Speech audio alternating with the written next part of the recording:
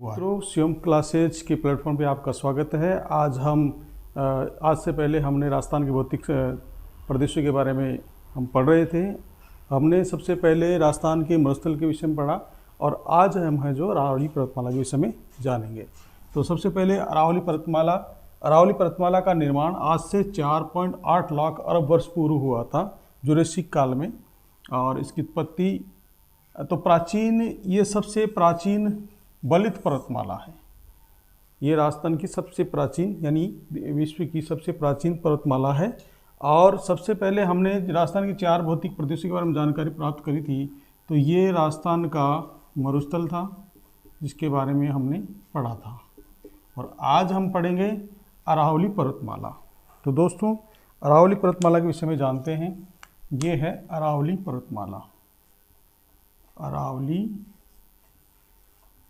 पर्वतमाला। तो अरावली पर्वतमाला के बारे में हम जानते हैं। तो अरावली पर्वतमाला है जो ये भारत के यानी ये इसे अगर अपन राजस्थान की दिशाओं का ज्ञान करें तो ऊपर नॉर्थ है, नीचे साउथ है, ये वेस्ट है और ये ईस्ट है। दिशाओं का ज्ञान हमने किया तो इस हिसाब से हमने देखा कि अरावली पर्वतमाला राजस्थान के गुजरात, यहाँ इधर राजस्थान का पड़ोसी राज्य है गुजरात। तो गुजरात के पालनपुर से लेकर के गुजरात राज्य के पालनपुर से लेकर के और यहाँ फिर हरियाणा पड़ता है। हरियाणा से होते हुए आगे दिल्ली की रायसेना पहाड़ी तक जाती है। दिल्ली की रायसीना पहाड़ी तक जाती है ये। तो रायसीना पहाड़ी दिल्ली में है और वहाँ पर राष्ट्रपति भवन बना हुआ है। तो ये यहाँ से लेकर के गुजरात के पालनपुर से लेकर के हरियाणा होते हुए दिल्ली की रायसीना पहाड़ी तक जाती है। तो इसकी कुल लंबाई है 692 किलोमीटर। और राजस्थान में सिरोही के खेड़ ब्रह्मा से, राजस्थान में जो है सिरोही जिला है राजस्थान का, वहाँ के खेड़ ब्रह्मा नामक स्थान से लेकर के झुंझुनू तक जाती है। तो ये राजस्थान में इसकी लंबाई सिरोही से लेकर झुंझुनू तक जो है 550 किलोमीटर है। राजस्थान में इसकी लंबाई है 550 किलोमीटर। इसकी कुल लंबाई जो है वो 692 किलोमीटर है, जो गुजरात के पालनपुर से लेकर के दिल्ली के रायसीना की पहाड़ी तक है। हरियाणा में इसे डोसी पर्वत कहा जाता है। डोसी पर्वत। राजस्थान में इसे क्षेत्रीय पहाड़ियाँ या अरावली पर्वतमाला के नाम से जाना जाता है। गुजरात में इसको अरावली पर्वतमाला के नाम से जाना जाता है और दिल्ली में ये रायसीना की पहाड़ी के नाम से जानी जाती है। तो इसका विस्तार जो है, सर्वाधिक विस्तार हम देखते हैं अरावली पर्वतमाला का। तो सर्वाधिक विस्तार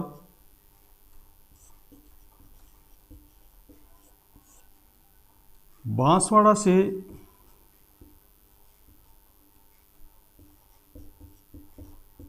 से राजसमंद तक है। और इसकी सर्वाधिक जो ऊंचाई है, अगर हम सर्वाधिक ऊंचाई की बात करें तो सर्वाधिक ऊंचाई इसकी सिरोही से राजसमंद तक है। अरावली पर्वतमाला उत्तर पूर्व से दक्षिण पश्चिम की ओर इसकी चौड़ाई का विस्तार बढ़ता जाता है। यानी कि उत्तर पूर्व से दक्षिण पश्चिम की ओर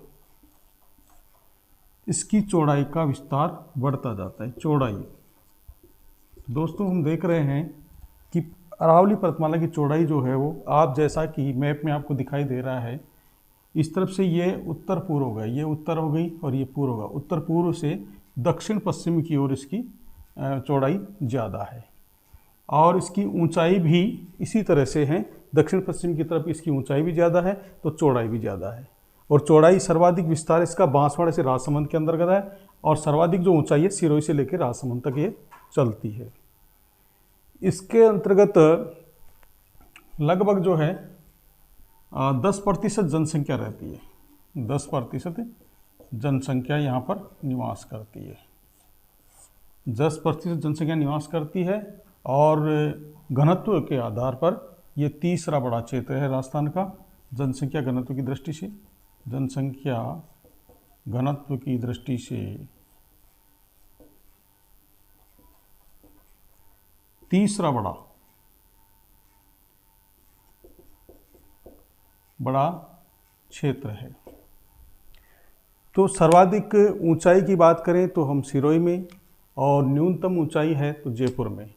हम इसकी सर्वाधिक ऊंचाई देखें तो सर्वाधिक ऊंचाई जो है, सर्वाधिक ऊंचाई अरावली पर्वतमाला की सिरोही जिले में है, और सिरोही जिले में आबू पर्वत है, माउंट आबू है 1700, माउंट आबू की ऊंचाई जो है 1722 मीटर है।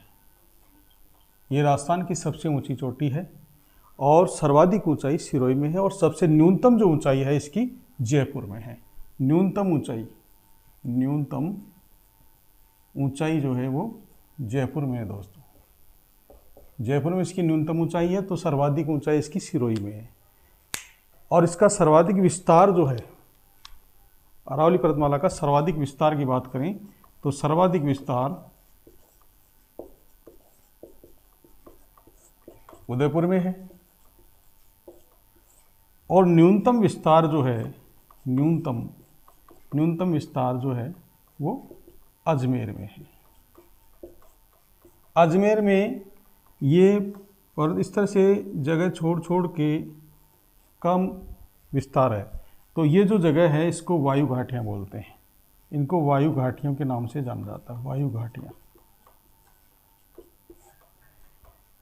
तो दोस्तों हमने जाना कि राजस्थान की जो अरावली पर्वतमाला है वो राजस्थान की खेड़ ब्रह्मा सिरोही से लेकर के झुंझुनू तक फैली हुई है, और इसमें 10% जनसंख्या निवास करती है। ये हमारे राजस्थान में सबसे प्राचीन वलित पर्वतमाला है।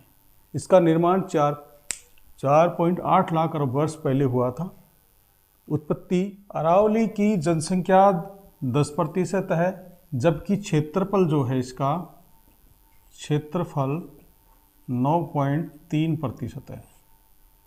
अरावली पर्वतमाला का क्षेत्रफल 9.3% कुल राजस्थान के क्षेत्रफल का, और जबकि जनसंख्या यहाँ पर 10%। आगे हम देखते हैं अरावली पर्वतमाला की विशेषताएं।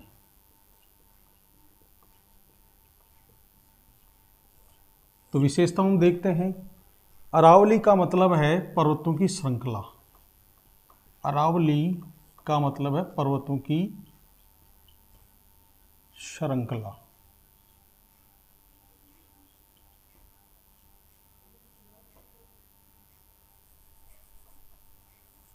अरावली का मतलब है पर्वतों की श्रृंखला। तो अरावली पर्वतमाला विश्व की सबसे प्राचीनतम वलित पर्वतमाला है, वलित पर्वतमाला है। अरावली विश्व की सबसे प्राचीनतम वलित पर्वतमाला है। इसे पर्वतों की श्रृंखला के नाम से जाना जाता है। इसके अंतर्गत इसकी उत्पत्ति के समय इसकी जो ऊंचाई है वो लगभग 2800 मीटर थी। वर्तमान में इसकी औसत ऊंचाई, वर्तमान में इसकी जो औसत ऊंचाई है वो है 930 मीटर। औसत ऊंचाई 930 मीटर है। कारण यह है कि कालांतर में तापमान, वर्षा आदि कारण से अरावली पर्वतमाला में अपरदन हुआ, और अपरदन होने से ये धीरे धीरे इसकी जो ऊंचाई है वो घटती चली गई, और वर्तमान में इसकी औसत ऊंचाई 930 मीटर है, जबकि इसकी उत्पत्ति के समय ऊंचाई थी 2800 मीटर। सबसे ऊंची चोटी जो वर्तमान में अरावली पर्वतमाला की है, सबसे ऊंची चोटी, सबसे ऊंची चोटी अरावली पर्वतमाला की है वो है गुरु शिखर।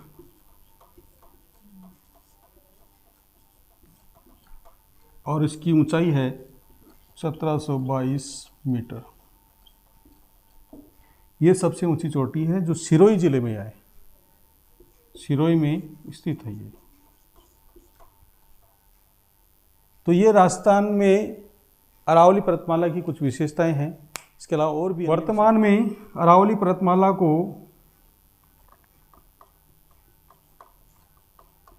पर्वतमाला को अवशिष्ट पर्वतमाला माना जाता है। अवशिष्ट पर्वतमाला माना जाता है। साथ ही यह राजस्थान में जल विभाजक रेखा का भी काम करती है। जल विभाजक का काम करती है। कैसे करती है कि जो अरावली पर्वतमाला के पश्चिम की ओर 50 सेंटीमीटर से कम वर्षा होती है। अरावली पर्वतमाला के पश्चिम की तरफ 50 सेंटीमीटर से कम वर्षा होती है, जबकि अरावली पर्वतमाला के पूर्व की ओर 50 सेंटीमीटर से अधिक वर्षा होती है।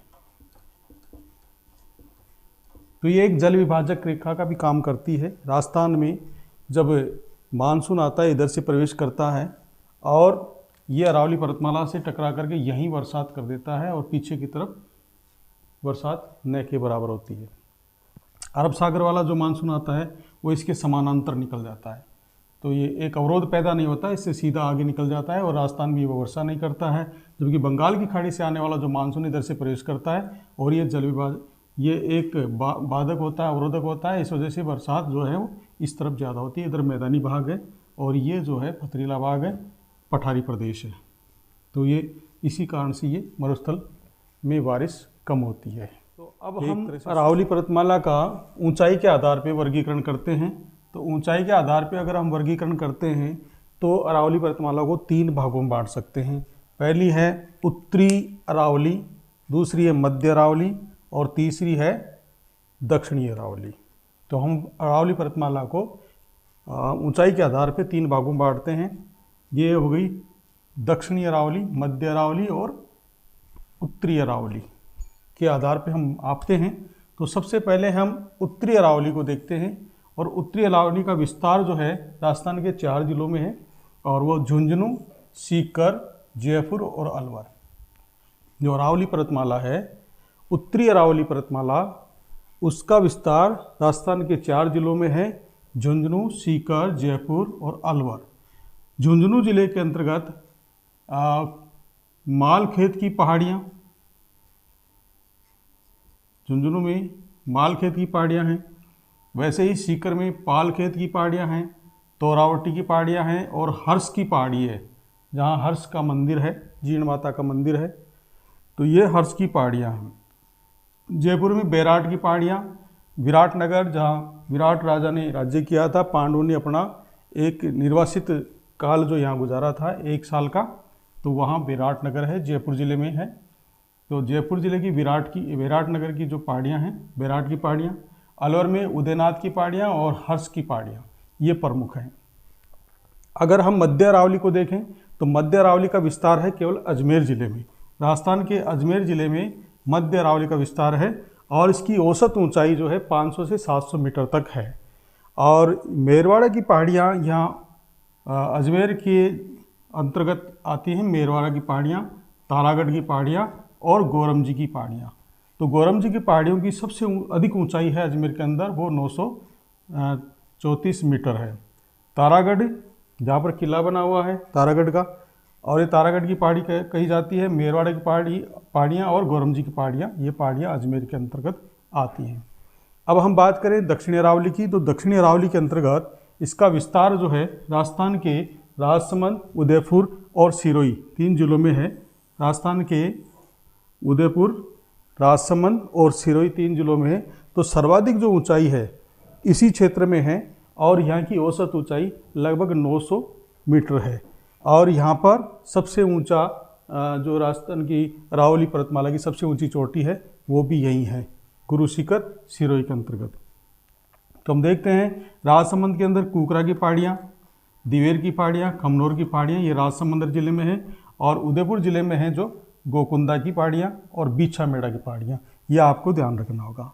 तो दोस्तों, हमने आज जो है अरावली पर्वतमाला के एक भाग का हमने अध्ययन किया है। आगे आने वाले वीडियो में हम इसकी चोटियों, औसत ऊंचाई के आधार पर चोटियों का और अन्य विवरण, इसके अंदर कितने दर्रे हैं उनके बारे में चर्चा करेंगे। तो अभी तक हमने जो सीखा कि अरावली का विस्तार कितना है, अरावली पर्वतमाला कौन कौन से जिलों में फैली हुई है, इसकी औसत ऊंचाई क्या है, इसका सर्वाधिक ऊंचाई कहाँ है, ये हमने जाना है माला के बारे में। अगर हमारा ये वीडियो आपको अच्छा लगे तो लाइक कीजिए, शेयर कीजिए, कमेंट कीजिए। कमेंट बॉक्स में जाकर के नीचे जो भी अच्छा बुरा जो भी आपको लगता है कमेंट कीजिए। अगर हमें और सुधार की आवश्यकता होगी तो हम प्रयास करेंगे। जय हिंद, जय भारत।